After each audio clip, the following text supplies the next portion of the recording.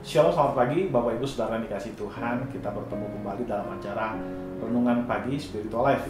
Pagi hari ini kita akan melanjutkan pembacaan kita yang terambil dari Lukas pasal 3 ayat 23 sampai 38. Nah, judul perikop itu adalah Silsilah Yesus. Saya akan bacakan bagian firman Tuhan ini bagi Bapak Ibu Saudara. Ketika Yesus memulai pekerjaannya, ia berumur kira-kira 30 tahun.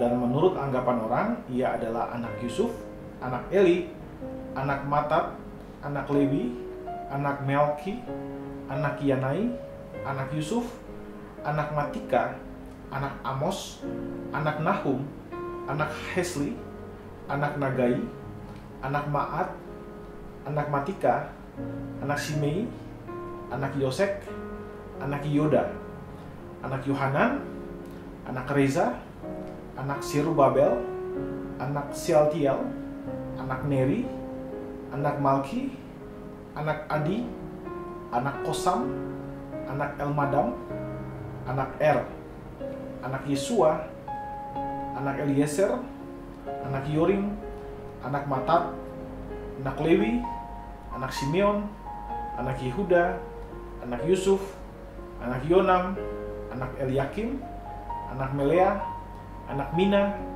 anak Matata, anak Natan, anak Daud, anak Isai, anak Obed, anak Boas, anak Salmon, anak Nahason, anak Aminadab, anak Admin, anak Arni, anak Hesron, anak Peres, anak Yehuda, anak Yakub, anak Ishak, anak Abraham, anak Terah, anak Nahor, anak Zerug, anak Rehu, anak Pelek, anak Eber, anak Salmon, anak Kenan, anak Arpakshad, anak Sem, anak Nuh, anak Lamek, anak Metusala, anak Henok, anak Yared, anak Mahalael, anak Kenan, anak Enos, anak Set, anak Adam, anak Allah.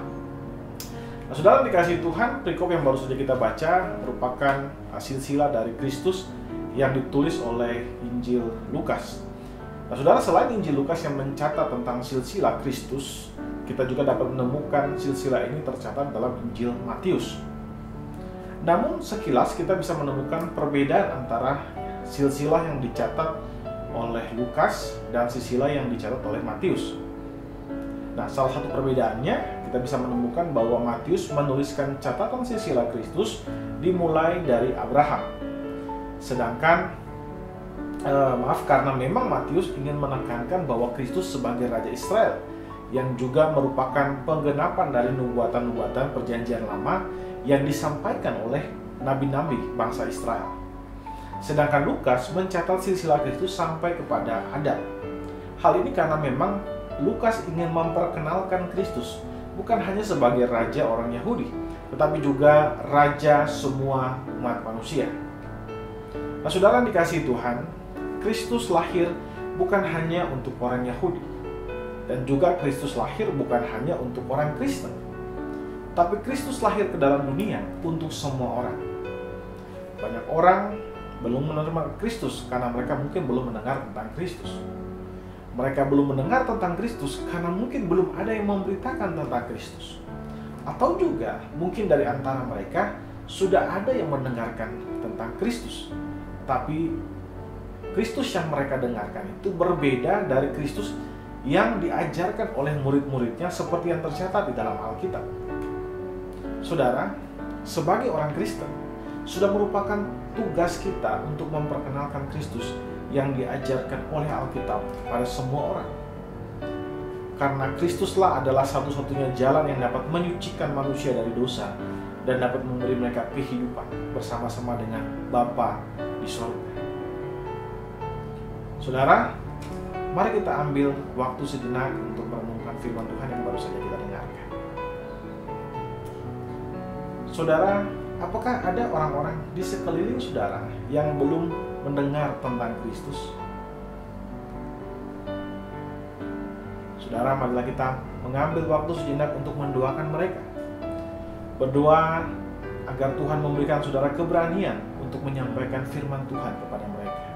menyampaikan Kristus kepada mereka.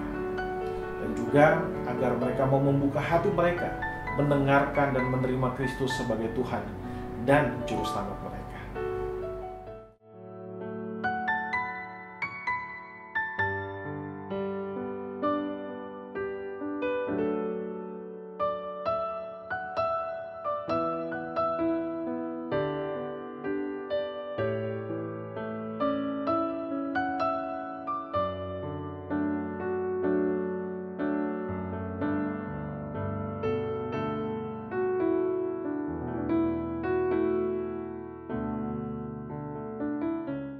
Saudara, percayalah Tuhan sudah memberikan kita hikmat dan keberanian untuk menyampaikan Kristus kepada mereka. Dan percayalah juga bahwa Tuhan akan membuka hati mereka untuk mendengarkan dan menerima Kristus sebagai Tuhan dan Juru Selamat. Mari saudara, kita satukan hati kita berdoa. Ya Tuhan Allah Bapa kami berterima kasih buat kasih dan karunia-Mu bagi kami Tuhan. Terima kasih Engkau sudah memberikan kepada kami istirahat yang nyenyak semalam, dan pagi hari ini kami boleh bangun dengan kesegaran yang baru. Kami percaya itu karena kasih dan anugerah bagi kami. Ya Bapa, sekarang kami ingin melakukan aktivitas kami, Engkau jagai kami, sertai kami. Firman Tuhan yang baru saja kami dengar, itu biar menjadi kekuatan bagi kami, itu menjadi penyemangat bagi kami untuk terus menceritakan tentang Engkau kepada semua orang di sekitar kami.